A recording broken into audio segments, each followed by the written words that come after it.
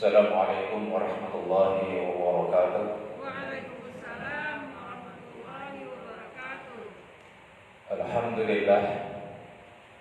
Alhamdulillahilladzi lahul mulku wa lahul hamdu yuhyi wa yumiit wa huwa ala kulli syai'in qadir. Asyhadu an la ilaha illallah wahdahu la syarika lah wa la haula wa la quwwata illa billah. Wa asyhadu anna Muhammadan abduhu wa rasuluhu la nabiyya ba'dah. Allahumma shalli wa sallim wa barik ala Muhammadin wa ala alihi wa sahbihi wa man tabi'ahu ila yaumiddin. Ba'd. Wa qala Allah ta'ala fi kitabihil karim, a'udzu billahi minasy syaithanir rajim. Wa ma arsalnaka illa kaffatan linnas basyiran wa nadhira walakinna aktsaran nasi la ya'lamun. Shadaqallahul 'azim. Bapak Ibu jamaah sholat duha yang dirahmati Allah Subhanahu wa ta'ala. Alhamdulillah, Allah kumpulkan kita menjadi komunitas pilihan di antara kesibukan dunia. Allah tuntun dan lapangkan kita untuk tetap memiliki semangat hadir di Raudhatul Jannah, taman surga. Karena majelis taklim kita adalah Raudhatun min Riyadil Jannah. Setidaknya nanti di akhirat itu kita udah ada di tamannya. Amal kita, keikhlasan kita, ibadah kita, insya Allah kemudian menjadi pembuka pintu. Kalau ke tamannya saja nggak bisa, gimana mau ke pintunya? Nah, untuk masuk ke taman surga itu, majelis taklim inilah tiketnya. Untuk masuk ke surganya, keikhlasan kita, amal kita, ibadah kita, terbuka itu pintu surga. Jadi kita beruntung Bapak Ibu dipilih di antara sekian banyak orang yang tetap memiliki semangat untuk ta'allumul Quran wa ta'allumul Islam. Karena Nabi mengatakan, "Man yuridillahu bihi khairan yufaqihuhu fid-din." Barang siapa yang Allah ingin orang itu baik. Khairan itu diantaranya adalah min ahli surga, min ahli jannah. Cirinya adalah yufaqihuhu fid-din, paham agama. Jadi kata Rasulullah dalam hadis yang lain, kun aliman au muta'alliman wa la takun salisan. Jadilah orang yang alim atau setidaknya mau belajar. Wa la takun salisan, jangan jadi orang yang ketiga, alim enggak, belajar enggak mau. Terus pengen masuk surga. Kata tetangga saya, surga dari Hongkong. Kita ikut taklim saja dalam rangka belajar, itu saja basi bab masuk di tamannya, belum surganya. Apalagi orang yang tidak mau belajar, udah nggak tahu agama, nggak mau belajar. Jadi man arada dunya fa alaihi bil ilmi wa man arada al akhirah fa alaihi bil ilmi. Mau dunia ada ilmunya, mau kaya ada ilmunya. Ingin jadi kaya bukan dengan sholat, dengan kerja. Ingin mahir ilmu digital, ya kursus atau belajar IT. Ingin sukses dalam dagang, dalam bisnis, ya ikut pelatihan entrepreneurship, bergaul dengan para pengusaha dan pembisnis, praktek. Dunia ada ilmunya, akhirat juga gitu. Kalau pengen surga, bergaullah dengan orang-orang yang ahli surga. Tempatnya di mana? Di antaranya majelis taklim. Ingin bergaul dengan ahli surga di mana? Di mall, yang nggak pas. Ibu bapak saudara sekalian yang dirahmati Allah, ada sebuah ayat yang perlu kita renungkan bersama karena ayat ini sangat fundamental substansinya. Alladzi khalaqal mauta wal hayata liyabluwakum ayyukum ahsanu amala. Surat apa? Surat Al-Mulk ayat 2. Kalau sudah ayat begini tidak demokratis. Oh ini 1, ini 2, oh ini 4, tidak bisa. Harus dilihat faktanya. Walladzi khalaqal mauta wal hayata, hidup dan mati pasti. Berani hidup harus berani mati. Kalau berani hidup tidak berani mati, itu kena penyakit namanya wahan. Takut istrinya diambil orang, takut suaminya ngambil perempuan lain. Secinta apapun ibu-ibu kepada suami, kalau ibu-ibu meninggal, suami banyak yang ngantri. Secantik-cantiknya istri bapak, kalau bapak meninggal, istri bapak masih muda, apalagi duitnya banyak. Bapak dikubur, udah ada yang japri. Udah gak usah nangis, tenang aja. Kalau ada apa-apa nanti japri aku, modus. Ibu, bapak, saudara sekalian, dunia ini sementara. Saya ketemu dengan beberapa orang. Ketika teman-temannya sudah pada meninggal, semangat hidupnya udah nggak ada, pengennya meninggal aja. Kenapa? Karena temannya udah habis. Ayah saya kemarin ke rumah sakit, sering cerita ayah saya sebelum masuk rumah sakit. Jauh-jauh sebelumnya ayah saya bilang, di kampung ini yang usianya dengan saya tinggal 2. Dulu seolah-olah udah gak pengen hidup lebih lama lagi. Saya bilang supaya memotivasi ayah, supaya punya semangat hidup, karena kemarin sempat koma.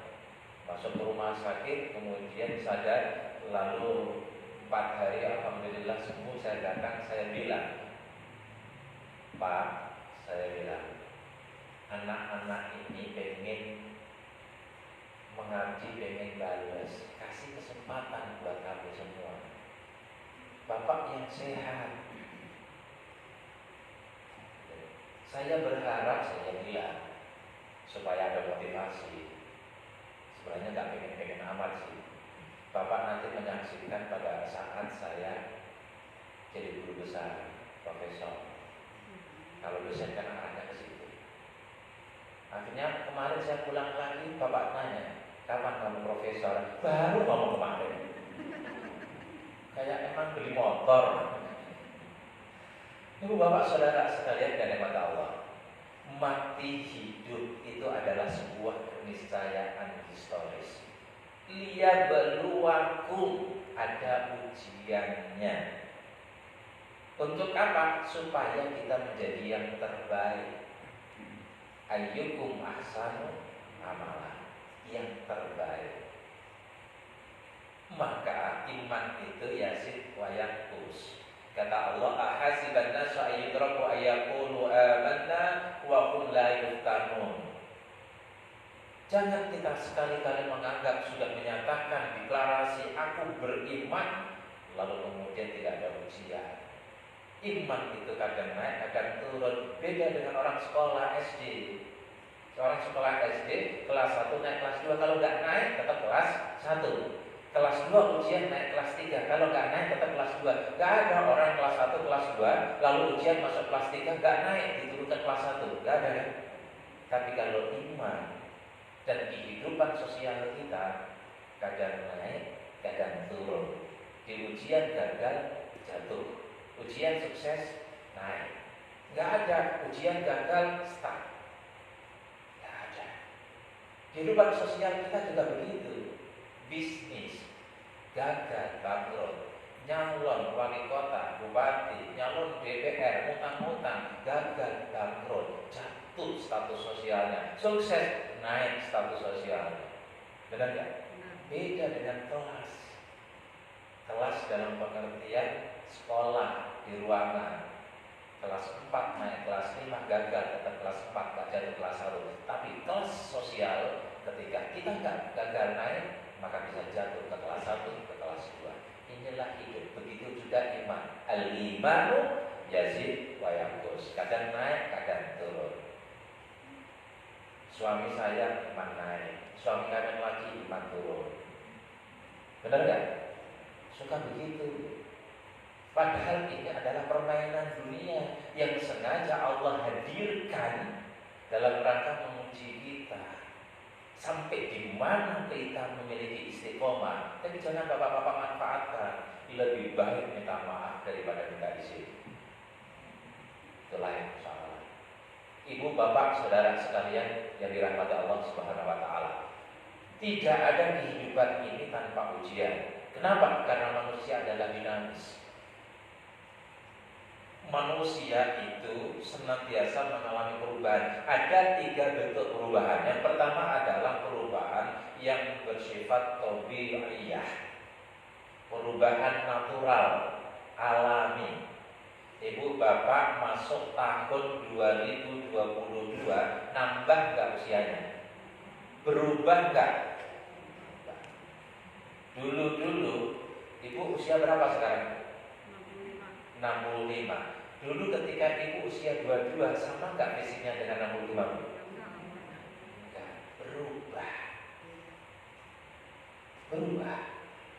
Fisik kita berubah. Ke salon sehari 3 kali sekalipun tetap berubah. Memang ada yang ke salon 3 kali, kecuali yang memang punya salon. Berubah, nggak bisa kita cegah. Terjadi sebuah perubahan tabi'iyah, natural, alami, yang tidak seorang pun bisa mencegahnya, karena itu adalah keniscayaan yang Allah sengaja ciptakan sebagai sunnatullah. Ya Allah, buat aku muda terus. Boleh jiwa muda, tapi usia kelihatan. Di atas mata sudah mulai keriput, bibir sudah mulai mencong, rambut sudah mulai memutih. Nggak bisa kita tolak. Mau tidak mau kita harus terima. Hati kita beradaptasi dengan situasi. Karena itu ketika orang berambut putih, mestinya kemudian mengalami sebuah proses kesadaran diri. Oh, bubur sudah dekat. Oh, maka sudah kelihatan. Oh, malaikat sudah ngintip. Ada semacam kesadaran. Tidak sebagaimana usia 25 kecilaan, 50, 60. Ini sudah berbau pohon Kamboja. Dulu usia 25, 35 lewat, wanginya sampai orang bicara KRT-nya, istri siapa ya? Sekarang lewat, oh Bore Mason, mesti 65 tahun.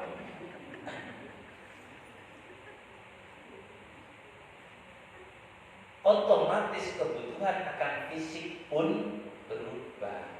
Minyaknya berubah, makanannya berubah. Yang dulu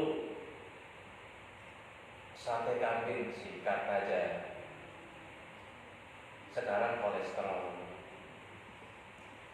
Yang dulu minum manis hajar saja, sekarang diabetes. Yang dulu empet 1 toples habis, sekarang asam urat. Makan 1 pun istihara dulu. Kira-kira jadi penyakit enggak? Apalagi kalau habis dengan ceramah halalan thayyiban. Wah, enggak thayyiban ini. Itulah yang terjadi. Maka perubahan-perubahan ini hati kita harus menerima dan kemudian menyesuaikan diri. Yang tua, merasa tua, harus merasa tua. Karena merasa tua cara ngomongnya dengan cara orang yang tua. Jangan makin tua ngomongnya makin kayak remaja. Makin tua, maka cara sikapnya juga harus menyadari sesuai dengan umurnya. Makin bijaksana. Kadang-kadang dikasih jabatan, makin tua makin ngawur. Bukan bijaksana tapi bijak sini. Maka tidak semua jabatan itu baik. Dia ibarat pisau. Bisa untuk memotong mangga, tapi bisa untuk menusuk perut orang. Banyak jabatan yang pada akhirnya digunakan untuk menusuk perut orang. Pada akhirnya dia putus asa menusuk perut sendiri. Ibu bapak saudara sekalian yang dirahmati Allah Subhanahu wa taala. Yang kedua adalah perubahan yang bersifat daruriyah, keterpaksaan, dipaksa oleh faktor X, dipaksa oleh unsur eksternal, dipaksa oleh sesuatu yang berada di luar kita. Contohnya apa? Pandemi, sholat berjarak, berubah. Majelis taklim udah jarang-jarang, berubah. Pakainya online, kerja berubah, pergaulan sosial pakai masker.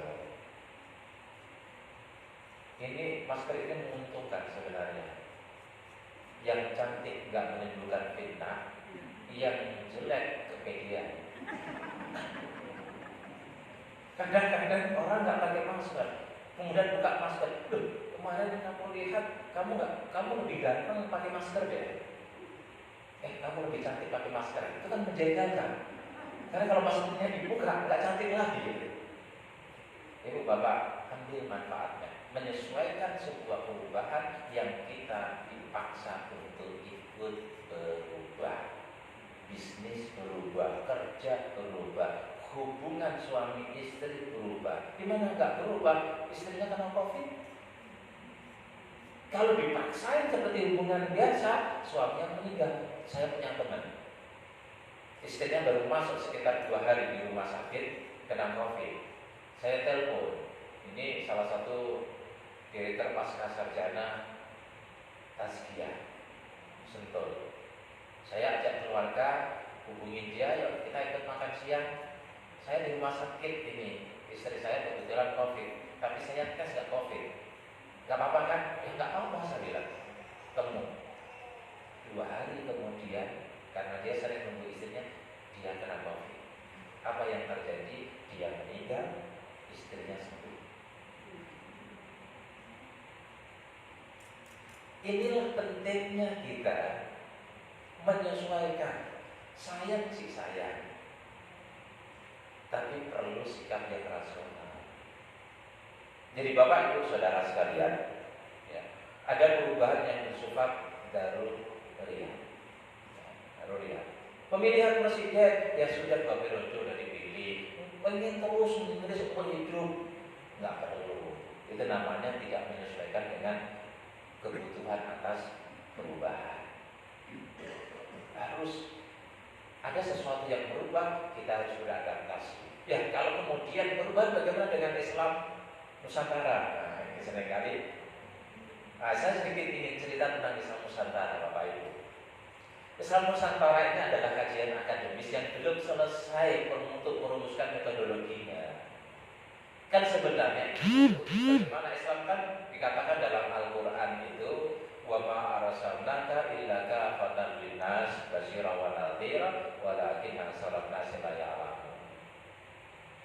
Bahwa aku tidak utus engkau Muhammad kecuali untuk seluruh umat manusia dimanapun dan kapanpun, sebagai basyiran, memberikan kabar gembira, wa nadhiran, dan memberikan kontrol. Walakin aktsaran nasi la ya'lamun, tetapi kebanyakan manusia tidak mengetahuinya. Munculnya Islam Nusantara, tepatnya Islam Indonesia, sebenarnya dalam Islam itu universal nilai-nilainya. Ini ibarat air minum. Ada air ini warnanya apa? Kemudian kita sebut dengan air putih. Kalau kemudian air putih ini saya taruh gelas yang lebih kecil, masalah nggak? Nggak ada masalah.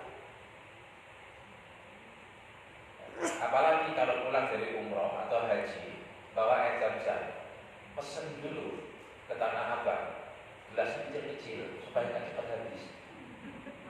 Benar nggak? Kasih air zam ini berkah, ya nggak terasa, cuma sedikit. Kemudian kalau di kampung saya, bapak ibu saya masih pakai kendi. Airnya berubah nggak? Enggak, tetap air putih.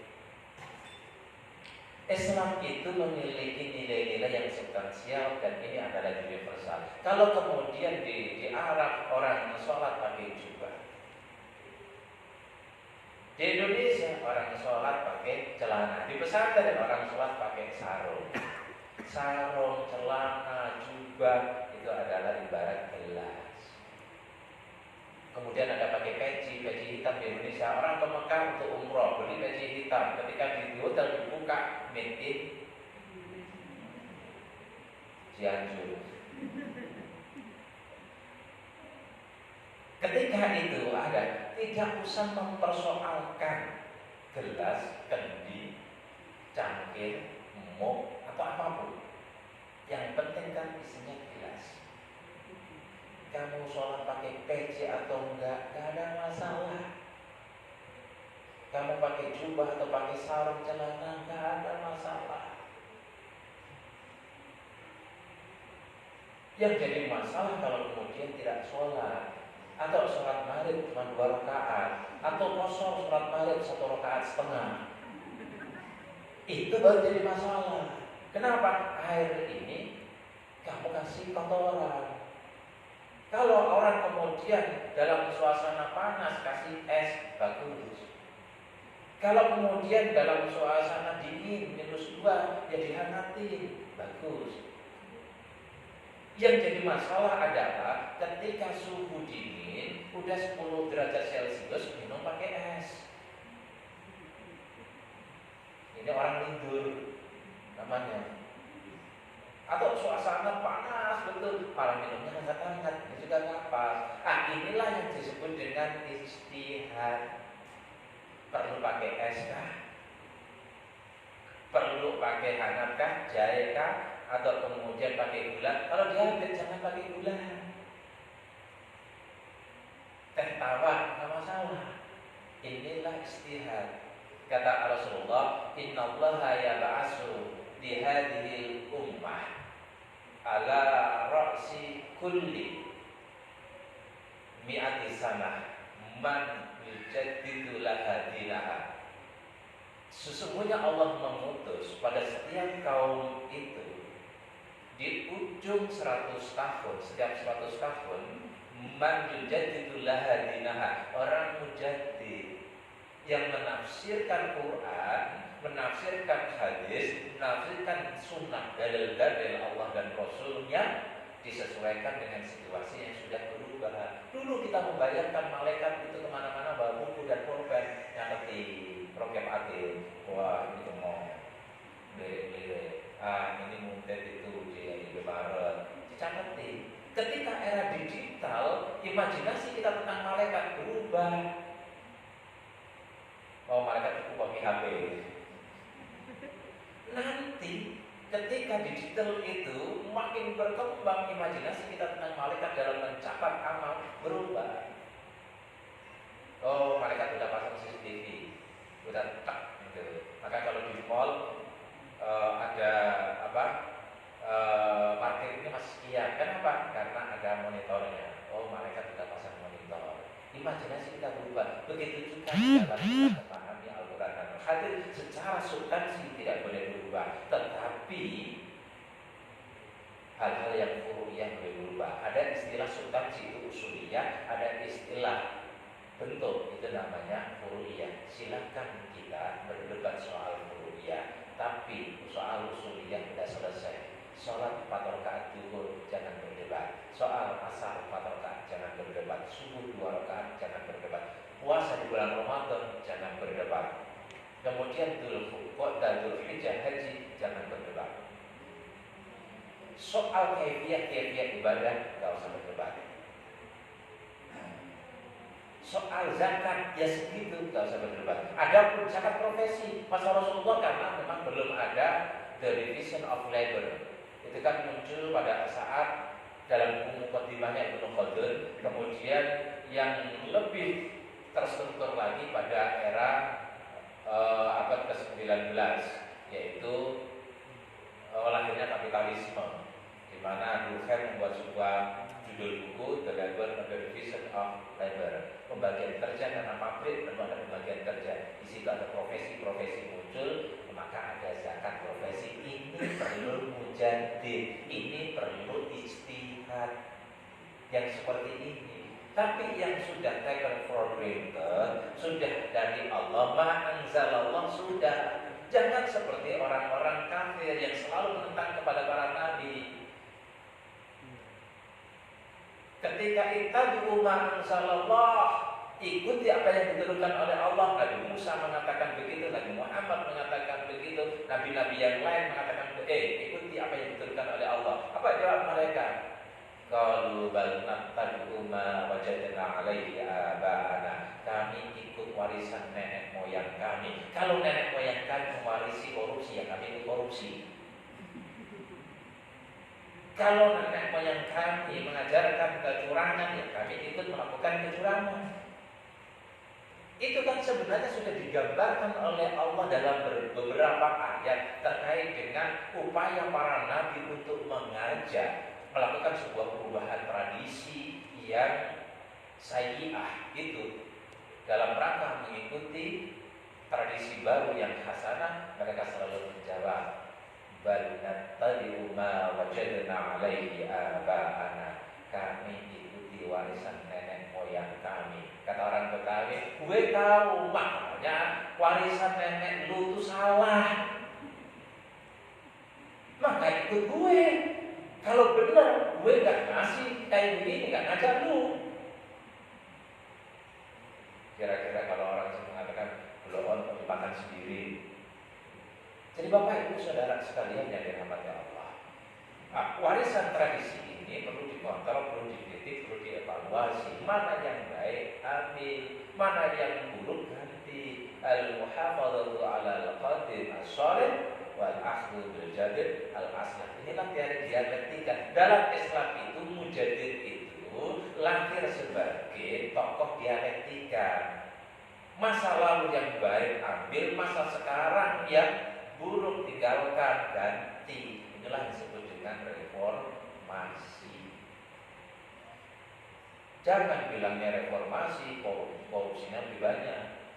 Dulu sebelum reformasi, orang korupsi di bawah meja. Sekarang korupsi, mejanya pun diambil. Ibu, bapak, saudara sekalian, maka harus terjadi dua perubahan. Islam Nusantara itu, atau Islam apapun lah namanya, Islam Indonesia itu, dalam rangka untuk aktual agar Islam itu betul-betul di Indonesia itu mengakomodir budaya Indonesia yang tidak bertentangan dengan Islam. Yang penting nilainya sama. Tapi ketika wacana dan diskusi serta gagasan akademik di kampus ini dibawa ke ranah politik, jadinya gak karuan. Hasilnya saling tuduh. Oh, itu Islam Arab itu. Padahal yang ngomong itu juga gak paham. Dimanfaatkan oleh para politisi. Kasihan kadang-kadang kiai gak paham politik. Kasihan kadang-kadang banyak ulama yang gak paham politik, dimanfaatkan, dikasih isu sedikit aja ramai. Kalau musim pemilu ribut soal Wahabi. Kalau nggak musim pemilu enggak, seolah-olah itu Wahabi, istilah Wahabi itu panen gitu, musiman gitu. Itu kenapa itu? Karena para ulama, para kiai, para dai banyak yang tidak mengerti soal politik, yang pada akhirnya dimanfaatkan oleh orang-orang yang seperti itu. Jadi Islam Nusantara udah nggak usah digembar-gemborkan lah. Yang ngomong Islam Nusantara juga banyak yang nggak paham Islam Nusantara. Bapak Ibu dan Saudara, yang ketiga, perubahan itu bersifat ikhtiyari. Situasi normal berubah. Dan ini harus berbasis kepada kemauan, keinginan. Karena memang pada hakikatnya manusia itu adalah makhluk berubah, fisiknya berubah, usianya berubah. Masa sih pikirannya nggak berubah? Masa sih kecerdasannya nggak berubah? Masa sih ilmunya nggak berubah? Ya dalam bahasa duniawi begini, dari kampung ke Jakarta 20 tahun yang lalu sampai sekarang masih ngontrak. Ya mohon maaf kalau sekarang masih ada. Di antara bapak ibu masih ada. Itu ada beberapa kemungkinan saking zuhudnya. Takut diberikan rezeki banyak, takut keamanan. Makanya ngontrak terus. Nanti kalau dikasih rumah, pertanyaan di akhirat gimana? Nah ini bagus. Menarik. Kenapa nggak beli rumah? Saya takut nanti ditanya sama Allah, rumahmu itu uangnya dari mana? Kamu gunakan untuk apa? Daripada banyak pertanyaan, jadi kan nggak banyak rumah. Kalau saya mau ngontrak, nggak banyak pertanyaan. Ini bagus. Ini namanya orang zuhud. Kira-kira aja nggak ya? Jadi ada kemungkinan memang nggak mau berubah, udah nyaman. Kadang-kadang hidup di Jakarta berpuluh-puluh tahun, bangun rumahnya di kampung. Di kampung nggak ada yang nempati kecuali jin. Saya nggak bilang jin buang anak ya, nanti ditangkap lagi deh. Orang kampung saya banyak dari mana-mana. Orang kampung saya banyak. Kerjanya di Jakarta, di rumah di kampung, rupanya gede-gede. Di Jakarta ngontrak petakan. Ini kok menyengsarakan diri hidup seumur hidup. Hidup gak mati.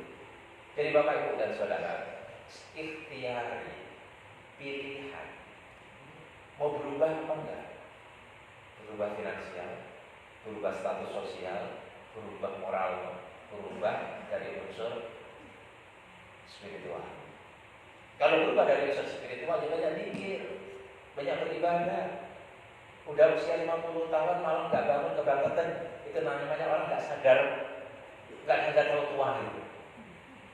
Ya kalau ada orang 22 tahun, 25 tahun gak tahajud, masih maklum lah.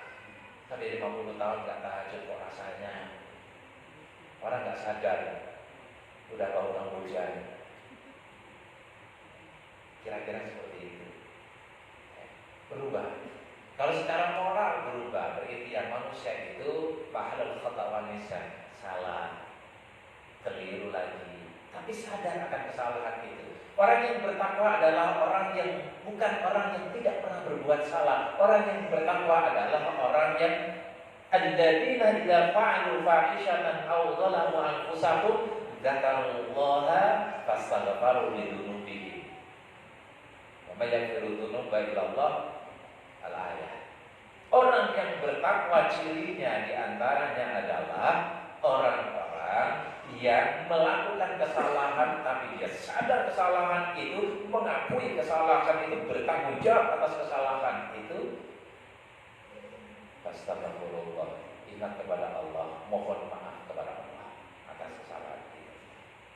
Berarti kalau ada orang berbuat salah tapi tidak pernah menyadari kesalahan itu, ini adalah orang yang kontra muttaqin, bukan orang yang bertakwa. Aktif di majelis taklim, iya, tapi kalau ada kesalahan nggak pernah ngakui, itu bukan orang yang bertakwa. Jamaah terus, iya. Wailul musholin, ini adalah orang yang lupa akan hakikat daripada sholatnya. Dia sujud dalam rangka rendah hati, sehingga ketika ada kesalahan dia peka dan diakui itu kesalahannya. Gak sujudnya, rukuknya, takbirnya tidak mampu meruntuhkan hatinya dengan tembok-tembok iblis yang melingkupinya. Sehingga apa? Egois, sombong, tidak pernah mau dan mengerti tentang kesalahan dirinya. Hati-hati. Sebelum ayat itu, satu ayat sebelum berikutnya, ini soal finansial. Ibu bapak, mumpung saya ingat, ini teori yang sangat rasional. Pernah dengar ayat yang mengatakan wa may yattaqillaha yaj'al lahu makhraja wa yarzuqhu min haitsu la yahtasib. Biasanya orang-orang memahami secara normatif. Barang siapa yang bertakwa kepada Allah, maka dia diberikan limpah rezeki, kemudian min haitsu la yahtasib. Masalahnya hilang, terselesaikan, rezekinya berlimpah dari arah yang tidak terduga-duga. Kemudian orang membayangkan, oh kalau kita sholat rajin, kalau kita meninggalkan maksiat, otomatis semua masalah kita selesai dan kemudian rezeki kita akan banyak. Tidak. Coba lihat ayat yang lain. Wasyari'u ila magfiratin min rabbikum wa jannatin 'arduhas samawati wal ardu uiddat lil muttaqin. Surga itu disediakan bagi orang-orang yang bertakwa. Siapa orang yang bertakwa ini? Yang makhraja tadi wa yarzuqu min haitsu. Siapa orang-orang ini? Alladzina yunfiquna fis sarra wad dharra. Dermawan. Orang yang dermawan peluang untuk kaya besar. Orang yang bakhil peluang untuk kaya kecil. Wa yarzuqu min haitsu. Masuk akal kan? Masuk akal. Alladzina yunfiquna fis sarra wad dharra. Dermawan. Kadang-kadang ada orang dosanya aja diminta susah. Apalagi duitnya. Ini jelas bukan orang bertakwa itu. Orang bertakwa itu orang yang dermawan, tidak pandang bulu. Orang yang dermawan itu ciri orang yang bertakwa. Orang yang bertakwa mudah rezekinya, hidup selalu dapat solusi ketika ada masalah. Wal kadhimin al ghaidha, menahan marah. Kita bisnis, kemudian gampang marah. Ya orang lalu semua ke kita, rezeki jadi susah. Ada anak buah salah, kita maki-maki. Besok nyari anak buah susah. Ada partner bisnis salah, kita maki-maki. Besok susah kita nyari partner bisnis. Pembeli itu raja, dia jualan bakso, sombong. Besok orang pergi, nggak balik lagi. Ini warga di bidang saya. Walafina anin nas, pemaaf. Pemaaf itu artinya bisa menerima kesalahan dan kekurangan orang lain, sehingga orang lain itu merasa nyaman, tidak lari dari kita. Aku salah terus dimaafkan, enggak enak ya, gitu dia deh, kasih bisnis dia deh. Ini teori yang dalam prakteknya sangat masuk akal dan realistis. Itulah ciri orang bertakwa. Jangan selalu membayangkan orang bertakwa dia sholat. Oh, kalau sholat masalahnya semua akan selesai. Oh, dia baca Quran. Kalau baca Quran, bacanya pakai lisan, tidak baik akal, baik hati. Gimana mau menyelesaikan? Jadi ibu, bapak, saudara sekalian yang dirahmati Allah Subhanahu Wa Taala. Kembali lagi soal ikhtiar, pilihan. Orang tidak mau berubah itu kenapa? Setidaknya ada 3 faktor. Yang pertama, kenapa orang tidak berubah? Karena pesimis. Bukan orang miskin, nggak mungkin tak berubah. Beda dengan dia. Aku kan sekolah nggak dapat rating. Aku kan lulus SMP. Aku kan kemampuan cuma ini. Akhirnya nggak ada motivasi. Dia sendiri nggak yakin bagaimana Allah mau kasih perubahan bagi dia. Orang kalau tidak berani berdoa, ya, doa aja nggak berani, padahal gratis, orang lain nggak tahu. Coba, ada nggak yang berani? Ya Allah, ya Rob, semoga nanti selesai Pak Jokowi 2024 jadi pensiun jadi presiden, semoga saya jadi presiden. Tapi kok nggak ada yang bikin ya? Padahal saya dalam berdoa, kok nggak yakin sama saya kan? Jadi out of the box, keluar dari kotak yang memang kita dibatasi oleh sejarah hidup kita, tembok yang begitu kuat. Latar belakang pendidikan, latar belakang ekonomi, latar belakang sosial, latar belakang keluarga, latar belakang pergaulan. Ini yang pada akhirnya latar belakang sejarah yang jatuh-jatuh, yang pada akhirnya seringkali membuat orang tidak memiliki nyali. Tumbuhkan nyali kita dengan pertama kali berdoa kepada Allah, kirim proposal kepada Allah. Silakan orang lain tolak, tapi aku kirim proposal kepada Allah. Dengan cara apa? Doa. Kalau doa saja nggak berani, gimana mau berubah? Gimana mau terjadi sebuah peningkatan?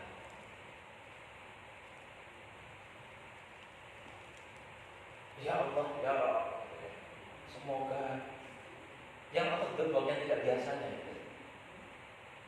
Jadi Bapak dan saudara sekalian yang dirahmati Allah Subhanahu wa taala. Waktu kita 2 menit lagi tak terasa. Yang pertama adalah karena pesimis. Untuk melahirkan optimisme diawali dari doa, karena doa itu punya pengaruh psikologi yang luar biasa. Dengan doa terus kita komunikasi dengan Allah, mohon kepada Allah, terjadinya sebuah revolusi mental kita. Revolusi mental di sini ya, revolusi mental kita. Kemudian yang kedua adalah karena fatalistik, jabariyah, totalitas. Ya memang takdirnya sudah seperti ini, lemes amat aja nggak lemes. Ya Allah sudah ciptakan takdir itu setelah terjadi yang belum terjadi. Wa ma tadri nafsun madza taksibu ghadan. Engkau tidak tahu apa yang akan terjadi besok pada dirimu. Jangan seolah-olah hari ini itu sama dengan besok. Nabi sudah mengatakan man kana yaumuhu misla amsihi fahuwa maghbunun. Barang siapa yang hari ini sama dengan kemarin, maka dia rugi. Tapi mindset kita seringkali, ya sudahlah, memang nasibnya begini. Itu seolah-olah 5 tahun ke depan, 10 tahun ke depan kita punya nasib yang sama, tidak berubah dari hari ini. Ini sudah bertentangan dengan konsep Nabi. Kita sudah menciptakan sebuah kerugian sebelum kerugian itu terjadi. Kenapa? Karena mindset kita terstruktur dengan pesimistis. Yang ketiga adalah zona nyaman. Dalam merasa nyaman, kerjaan di sini 10 tahun, 20 tahun, 50 tahun, sudah ikuti sampai gue pensiun. Bayangannya aja pensiun. Padahal masih ada waktu 10 tahun, ada waktu 15 tahun, ada waktu 20 tahun. Kenapa tidak berpikir mungkin nggak ada alternatif daripada ini? Yang lebih menantang, lebih menarik, kemudian menjadi sebuah loncatan perubahan. Maka dari itu, ibu bapak saudara sekalian, ya, kita seringkali berada di zona nyaman. Tinggal di sini, dalam sini nyaman. Kenapa tidak mengambil sebuah tantangan? Apa manfaatku tinggal di sini? Apakah kalau aku di sini ibadah makin baik? Apakah aku di sini moralku baik? Apakah aku di sini itu manfaatku lebih baik? Lebih banyak? Apakah tidak ada tempat lain di mana aku bisa lebih bermanfaat lebih baik, bisa beramal lebih banyak? Dari dulu di sini itu namanya zona nyaman. Rasulullah kalau bilang nyaman, ya memang rumah Rasulullah itu dekat dengan Ka'bah. Orang yang rumahnya dekat dengan Ka'bah itu adalah orang yang punya status sosial tinggi, banyak keuntungan. Kenapa harus pindah dikejar-kejar? Karena memang semua Rasul itu tidak pernah merasakan di zona nyaman. Jadi kalau kita merasakan di zona nyaman, ya sesungguhnya kita tidak mewarisi sebuah semangat, spirit dan perjuangan para Rasul. Ada 7 klasifikasi, sampai yang paling tinggi klasifikasi adalah umat Islam yang senantiasa hadir dalam rangka untuk memberikan sebuah perubahan.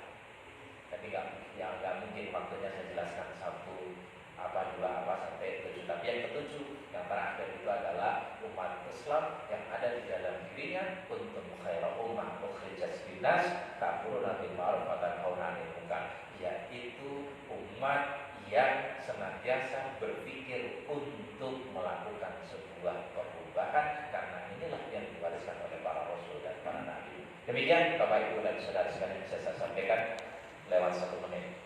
Ini